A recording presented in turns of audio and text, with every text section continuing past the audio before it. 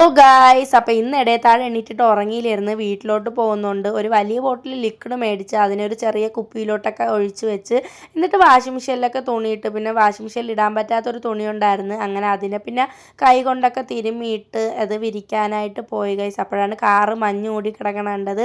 അങ്ങനെ പിന്നെ അതിൽ കുറച്ച് നേരം പേരൊക്കെ എഴുതി കളിച്ച്. മഞ്ഞ് മൂടി കിടന്നാലും പൊടിയടിച്ച് കിടന്നാലും ഇതിൽ പേരെഴുതി കളിക്കുന്ന ഒരു രസമാണ് ഗൈസ്. പിന്നെ തുണിയൊക്കെ വിരിച്ചിട്ട് പിന്നെ നേരെ വീട്ടിലോട്ട് പോകാനായിട്ട് ഇറങ്ങി. അപ്പോൾ ഒരു പ്രിൻ്റ് എടുക്കണമായിരുന്നു. അങ്ങനെ പ്രിൻ്റൊക്കെ എടുത്തിട്ട് നേരെ ബസ് കയറി. പിന്നെ നാത്തൂനും മക്കളും ഉണ്ടായിരുന്നു. അങ്ങനെ നമ്മൾ നേരെ വീടെത്തി ഗൈസ്.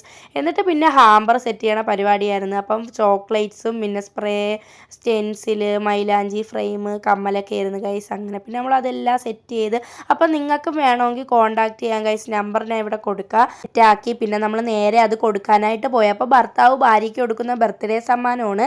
അപ്പോൾ ആ താത്ത നല്ല സർപ്രൈസ്ഡ് ആയി. അങ്ങനെ പിന്നെ അവിടെ വെച്ച് തന്നെ അൺബോക്സ് ചെയ്ത് നോക്കി. ആ താത്താക്ക് എല്ലാ ഐറ്റംസും നല്ല ഇഷ്ടപ്പെട്ട്. എന്നിട്ട് പിന്നെ നമുക്കൊരു നോമ്പ് തുറപ്പുണ്ടായിരുന്നു. കാക്കയുടെ വീട്ടിലായിരുന്നു.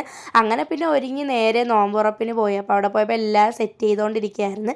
പിന്നെ നമ്മൾ നേരെ നോമ്പ് തുറച്ച് എന്നിട്ട് വീട്ടിലോട്ട് തിരിച്ചു. അപ്പോൾ ഇന്നത്തെ വീഡിയോ ഇത്രയേ ഉള്ളൂ. ബൈ.